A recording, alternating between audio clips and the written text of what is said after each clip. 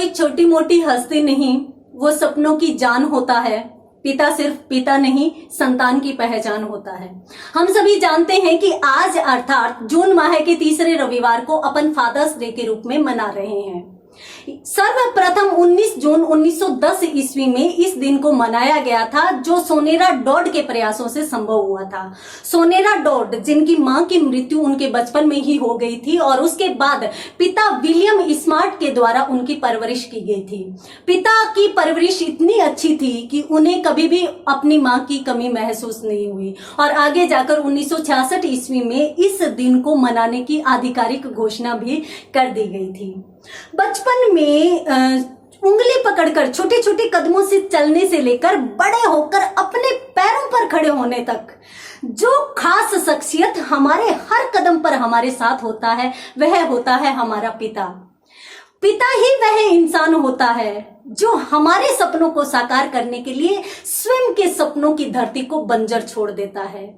पिता परिवार के लिए उम्मीद होता है, आस होता है, वह परिवार के लिए हिम्मत और विश्वास होता है।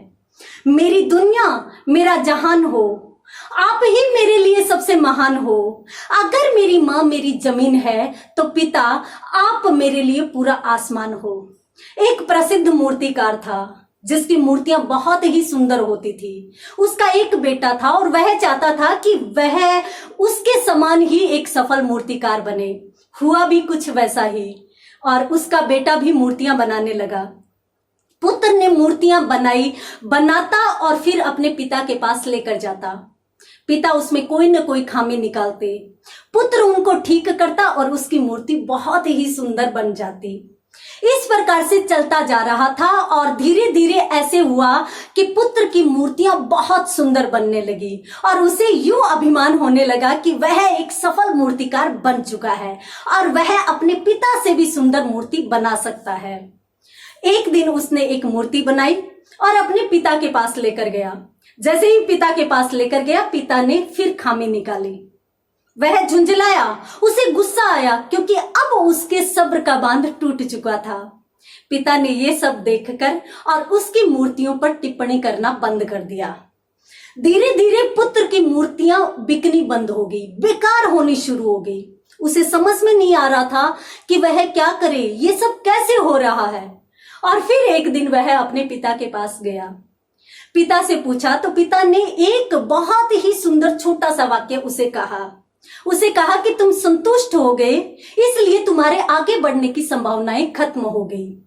उसे समझ नहीं आया तो फिर पिता ने समझाते हुए कहा कि तुम्हें लगने लगा कि तुम एक सफल मूर्तिकार बन चुके हो, इसलिए तुमने नया सीखना बंद कर दिया और इसीलिए तुम्हारे आगे बढ़ने की सारी संभावनाएं समाप्त हो गई। और इसी के साथ पिता ने यह भी बताया कि मैं जानता था कि ये दिन एक दिन आने वाला है।